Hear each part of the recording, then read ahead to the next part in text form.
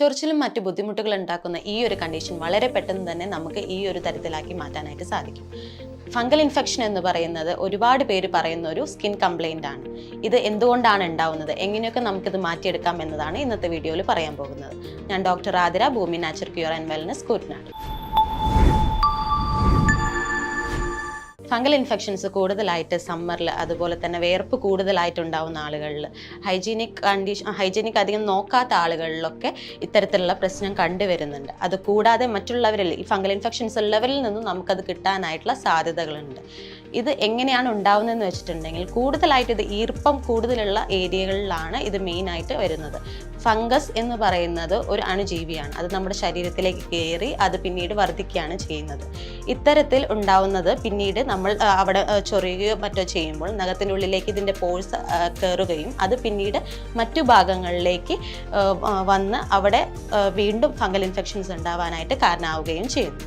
വേനൽക്കാലങ്ങളിലും അതുപോലെ തന്നെ വിയർപ്പ് കൂടുതലുള്ള ആളുകളിലൊക്കെ അവരുടെ ഇടുക്കുകളിൽ, അതായത് തൊടയിടുക്കുകളിലോ അല്ലെങ്കിൽ ആം പിറ്റ്സിലോ, കക്ഷത്തോ അല്ലെങ്കിൽ മറ്റ് ഏരിയാസിലൊക്കെ ആയിട്ട് ഇതുപോലെ വിയർപ്പ് വരികയും അവിടെ ഈർപ്പം കൂടുതലാവുകയും അതുമൂലം ഫംഗൽ ഇൻഫെക്ഷൻസ് ഉണ്ടാവുകയും ചെയ്യാറുണ്ട്. അതുപോലെ തന്നെ ശരിയായ രീതിയിൽ വൃത്തി നോക്കാതെ ഇരിക്കുന്ന ആളുകൾ വാഷ്റൂം യൂസ് ചെയ്തതിന് ശേഷം അത് ശരിയായി ആ ഭാഗം ഡ്രൈ ആക്കാതെ പിന്നീട് അത് ആ ഒരു ഏരിയ എപ്പോഴും ഈർപ്പം നിൽക്കുന്നത് മൂലം ഇത്തരത്തിലുള്ള ഫംഗൽ ഇൻഫെക്ഷൻസ് ഉണ്ടാകാറുണ്ട്. അതുപോലെ ഫംഗൽ ഇൻഫെക്ഷൻസ് ഉള്ള ആളുകളിൽ നിന്ന് അവർ ഉപയോഗിച്ചിട്ടുള്ള ടവലോ മറ്റോ നമ്മൾ ഉപയോഗിക്കുമ്പോൾ അതുവഴിയും നമുക്ക് ഈ പറഞ്ഞ ഫംഗൽ ഇൻഫെക്ഷൻസ് കിട്ടാനായിട്ടുള്ള സാധ്യതയുണ്ട്. ഇത് കൂടുതലായിട്ടും ഇമ്മ്യൂണിറ്റി പവർ കുറവുള്ള ആളുകളിലാണ് കണ്ടുവരുന്നുള്ളത്. അതായത് ഇപ്പോൾ ഈ സ്പ്രെഡ് ആകുന്നത്, അപ്പോൾ അവർക്ക് ഇമ്മ്യൂണിറ്റി പവർ ഉണ്ട് എന്നുണ്ടെങ്കിൽ, അത്യാവശ്യം പ്രതിരോധ ശക്തി ഉള്ളവരാണെന്നുണ്ടെങ്കിൽ ഈ വരുന്ന ഫംഗൽ ഇൻഫെക്ഷൻസിനെ അവരുടെ ബോഡി അത് ചെറുത്ത് നിൽക്കുന്നു. അങ്ങനെ ഇല്ലാതാകുമ്പോഴാണ് അവർക്കും അത് ഈ പറഞ്ഞ ഫംഗൽ ഇൻഫെക്ഷൻസ് വരാനായിട്ട് കൂടുതലായിട്ട് കാരണമാവുന്നത്. ഇത്തരത്തിൽ ഞങ്ങളടുത്ത് വന്നിട്ടുള്ള ഒരു കേസായിരുന്നു നമ്മുടെ ശരീരത്തിൽ മെയിലായിട്ട് ഇവിടെ ചെറുതായി ചൊറിച്ചിലുകൾ കണ്ടുവരുന്നത്. അതുപോലെ തന്നെ അവിടെ ഭയങ്കര ഡ്രൈ ആയിട്ട് കണ്ടിരുന്നു. അപ്പോൾ അത്തരത്തിലുള്ള ഒരു കേസ് നമ്മൾ ചെയ്തത് എന്താണെന്ന് വെച്ചിട്ടുണ്ടെങ്കിൽ ആദ്യം തന്നെ അത് എത്രത്തോളം സിവിയർ ആണ്, അയാൾക്ക് അതുമായി ബന്ധപ്പെട്ട് മറ്റ് എന്തെങ്കിലും അസുഖങ്ങളുണ്ടോ അല്ലെങ്കിൽ ആൾക്ക് ഡയബറ്റീസ് ഉണ്ടോ, അങ്ങനെയുള്ള കണ്ടീഷൻസ് നമ്മൾ ആദ്യം ചെക്ക് ചെയ്യുകയും അത് പ്രോപ്പറായി അതിൻ്റെ അനാലിസിസ് നടത്തുകയും ചെയ്തു. അതിനുശേഷം പിന്നീട് നമ്മൾ അതിൻ്റെ ആവശ്യമായിട്ടുള്ള മെഡിക്കേഷൻസും അതുപോലെ തന്നെ ഇത്തരത്തിലുള്ള ലോക്കൽ ആപ്ലിക്കേഷൻസും കൊടുക്കുകയാണ് ചെയ്തിട്ടുണ്ടായിരുന്നത്. അങ്ങനെ വളരെ പെട്ടെന്ന് തന്നെ ചുരുങ്ങിയ ടൈം കൊണ്ട് തന്നെ നമുക്ക് അതിൻ്റെ ആ ഒരു റിസൾട്ട് കണ്ടെത്താനായിട്ട് സാധിച്ചിട്ടുണ്ട്. ഇതുപോലെ നിങ്ങൾ പ്രോപ്പറായിട്ട് എപ്പോഴും കൺസൾട്ടേഷൻ, നമ്മൾ അറിയുന്ന ഒരാളെ പോയി കണ്ട് അതിൻ്റെ സിവിയറിറ്റി കണ്ട് ട്രീറ്റ് ചെയ്യുകയാണെന്നുണ്ടെങ്കിൽ കുറച്ചുകൂടെ നല്ലതാണ്. അതുപോലെ തന്നെ ഇമ്മ്യൂണിറ്റി പവർ കുറവായ ആളുകളിലും അതോടൊപ്പം എന്തെങ്കിലും കണ്ടീഷൻസ് അവർക്ക് ഇതിനോടൊപ്പം ഉണ്ടെന്നുണ്ടെങ്കിൽ, ഡയബറ്റീസ് ഉള്ളവർ അതുപോലെ തന്നെ മറ്റ് ഹോർമോണൽ ഇംബാലൻസ് ഉള്ളവരിലെല്ലാം ഇത്തരത്തിലുള്ള പ്രശ്നം കണ്ടുവരുന്നത് കൂടുതലാണ്. ഇനി ഇത് നമുക്ക് എങ്ങനെയൊക്കെ പരിഹരിക്കാം എന്നുള്ളതാണ് മെയിനായിട്ട് നോക്കേണ്ടത്. നമുക്ക് ആദ്യം തന്നെ ഇടയ്ക്കിടയ്ക്ക് ഒന്ന് കോൾഡ് ഷവർ ചെയ്യുന്നത് വളരെയധികം നല്ലതായിരിക്കും. ഈ വിയർപ്പ് താങ്ങി നിൽക്കുന്നത് നമുക്കത് ഒഴിവാക്കാനായിട്ട് സാധിക്കും. അതേപോലെ തന്നെ വാഷ്റൂമും മറ്റും യൂസ് ചെയ്ത് കഴിഞ്ഞിട്ടുണ്ടെങ്കിൽ അത് ആ ഒരു ഏരിയ എപ്പോഴും ഡ്രൈ ആയിട്ട് സൂക്ഷിക്കാനായിട്ട് ശ്രമിക്കുക. അവിടെ ഈർപ്പം തങ്ങി നിൽക്കുകയാണെന്നുണ്ടെങ്കിൽ അവിടെ വീണ്ടും ഫംഗൽ ഇൻഫെക്ഷൻസ് വരാനായിട്ടുള്ള സാധ്യത കൂടുതലാണ്. അതുകൊണ്ട് എപ്പോഴും ആ ഭാഗം ഡ്രൈ ആയിരിക്കാനായിട്ട് ശ്രദ്ധിക്കേണ്ടതാണ്. അതുപോലെ തന്നെ ഫംഗൽ ഇൻഫെക്ഷൻസ് ഉള്ള ആൾക്കാരുണ്ടെന്നുണ്ടെങ്കിൽ അവരിൽ നിന്ന് നമ്മൾ മാറി ഒളിക്കുകയല്ല ചെയ്യേണ്ടത്. അവർ ഉപയോഗിക്കുന്ന ഡ്രസ്സോ അല്ലെങ്കിൽ അവരുടേതായിട്ടുള്ള അക്സസറീസ് എപ്പോഴും സൂക്ഷ്മമായി തന്നെ കൈകാര്യം ചെയ്യാനായിട്ട് ശ്രമിക്കുക. ഇപ്പോൾ അവർ ഉപയോഗിക്കുന്ന അക്സസറീസ് ഉണ്ടെന്നുണ്ടെങ്കിൽ അതെപ്പോഴും വാഷ് ചെയ്ത് വെയിലത്ത് ഉണക്കിയെടുക്കാനായിട്ട് ശ്രമിക്കുക. അതുപോലെ തന്നെ അവർക്ക് ഹെൽത്തി ആയിട്ടുള്ള ഡയറ്റും ബാക്കിയുള്ളതെല്ലാം ശ്രദ്ധിക്കാനായിട്ട് നോക്കേണ്ടതാണ്. അതുപോലെ നമ്മൾ ചെയ്യേണ്ട പ്രധാന കാര്യം എന്ന് പറയുന്നത് എപ്പോഴും ഹൈജീൻ ആയിരിക്കുക എന്നുള്ളതാണ്. എപ്പോഴും ഒരു വൃത്തി മെയിൻറ്റെയിൻ ചെയ്യാനായിട്ട് ശ്രമിക്കുക.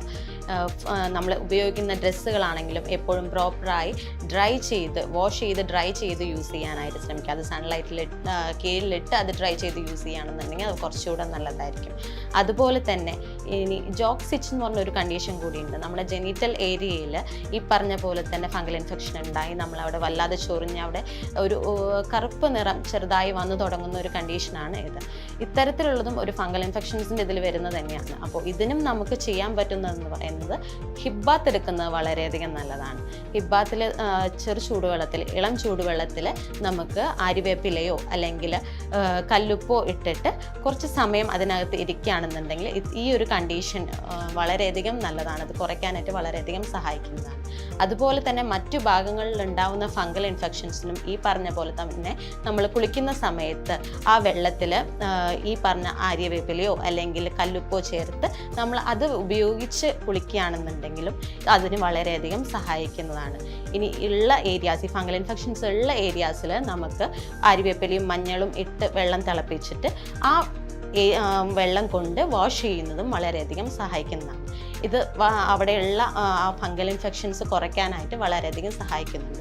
വല്ലാതെ ചൊറിച്ചൽ അനുഭവപ്പെടുകയാണെന്നുണ്ടെങ്കിൽ ആ ഒരു ഏരിയയിൽ വെളിച്ചെണ്ണ അപ്ലൈ ചെയ്യുന്നതും അതുപോലെ തന്നെ കറ്റാർവാഴയുടെ ആ ഒരു ഓയിലാക്കി അത് നമുക്ക് അപ്ലൈ ചെയ്യുന്നതും വളരെയധികം നല്ലതാണ്. ഇതിനെല്ലാം പുറമെ നമുക്ക് ഭക്ഷണത്തിലേക്ക് കൂടുതലായിട്ട് പ്രോബയോട്ടിക്സ് ആഡ് ചെയ്യാനായിട്ട് നോക്കാം. നമ്മുടെ ശരീരത്തിൽ ഇമ്മ്യൂണിറ്റി പവർ കുറയുമ്പോഴാണ് നമ്മൾ ഈ പറഞ്ഞ ഫംഗസ് കൂടുതലായിട്ട് എഫക്റ്റീവായി വരുന്നത്. അപ്പോൾ അതുകൊണ്ട് നമ്മുടെ ഉള്ളിലേക്ക് നമുക്ക് നമ്മുടെ ഗട്ടിന് ആവശ്യമുള്ള ബാക്ടീരിയനെ നമ്മൾ കൊടുക്കാനായിട്ട് ശ്രമിക്കേണ്ടതാണ്. അതിന് വേണ്ടിയിട്ടാണ് നമ്മൾ പ്രോബയോട്ടിക്സ് എടുക്കുന്നത്. തൈര്, അതുപോലെ യോഗേർട്ട് എന്നിവയെല്ലാം നമ്മൾ ഭക്ഷണത്തിലേക്ക് ഉൾപ്പെടുത്തുന്നത് ഇതിന് വളരെയധികം സഹായിക്കുന്നതാണ്. ഇത് നമ്മളുടെ ശരീരത്തിലുള്ള നല്ല ബാക്ടീരിയനെ കൂട്ടാനായിട്ടും ഇതുവഴി ഇമ്മ്യൂണിറ്റി പവർ കൂടുതൽ കൂട്ടാനായിട്ടും വളരെയധികം സഹായിക്കുന്നുണ്ട്. ഇതൊക്കെ നമുക്ക് വീട്ടിൽ ചെയ്യാൻ പറ്റുന്ന കാര്യങ്ങളാണ്. ഇത് കൂടാതെ നമുക്ക് എത്രത്തോളം ഉണ്ട് അതിൻ്റെ സിവിയറിറ്റി, എത്രത്തോളം ആ ഒരു ഫംഗൽ ഇൻഫെക്ഷൻസ് ഉണ്ട് അല്ലെങ്കിൽ എവിടെയൊക്കെയാണ് എന്നുള്ള അത് നമ്മൾ കറക്റ്റ് അനലൈസ് ചെയ്ത് അത് പ്രോപ്പറായിട്ട് ട്രീറ്റ് ചെയ്യുകയാണെന്നുണ്ടെങ്കിൽ അത് കംപ്ലീറ്റ് ആയിട്ട് വളരെ പെട്ടെന്ന് തന്നെ നമുക്ക് മാറ്റിയെടുക്കാനായിട്ട് സാധിക്കും. അതിന് നമുക്ക് വളരെ കണ്ടിന്യൂസ് ആയിട്ട് ഇത്തരത്തിലുള്ള ഫംഗൽ ഇൻഫെക്ഷൻസ് നമ്മൾ ഈ റെമഡീസ് ചെയ്തിട്ടും വീണ്ടും വീണ്ടും വരികയാണെന്നുണ്ടെങ്കിൽ അത് പ്രോപ്പറായി നമുക്കൊരു കൺസൾട്ടേഷനിലൂടെ അത് കറക്റ്റ് അതിൻ്റെ സിവിയറിറ്റി എന്താണ്, എങ്ങനെയൊക്കെ, എന്തുകൊണ്ടാണ് അത് വീണ്ടും വീണ്ടും വന്നുകൊണ്ടിരിക്കുന്നത് എന്നുള്ളത് നമുക്ക് തിരിച്ചറിയാനായിട്ടും പ്രോപ്പറായിട്ട് അതിന് വേണ്ടിയിട്ടുള്ള മെഡിക്കേഷൻസ് എടുക്കാനായിട്ടും നമുക്ക് സാധിക്കും. ഇത്തരത്തിലുള്ള കാര്യങ്ങൾ ചെയ്യുകയാണെന്നുണ്ടെങ്കിൽ നമുക്ക് വളരെ പെട്ടെന്ന് തന്നെ ഈ ഫംഗൽ ഇൻഫെക്ഷൻസ് എളുപ്പത്തിൽ തന്നെ അത് നമുക്ക് മാറ്റിയെടുക്കാനായിട്ട് സാധിക്കും. ഇനി ഈ പറഞ്ഞ കാര്യങ്ങളിൽ എന്തെങ്കിലും ഡൗട്ട് ഉണ്ടെന്നുണ്ടെങ്കിൽ താഴെ കാണുന്ന നമ്പറിൽ കോൺടാക്ട് ചെയ്യുക. നന്ദി.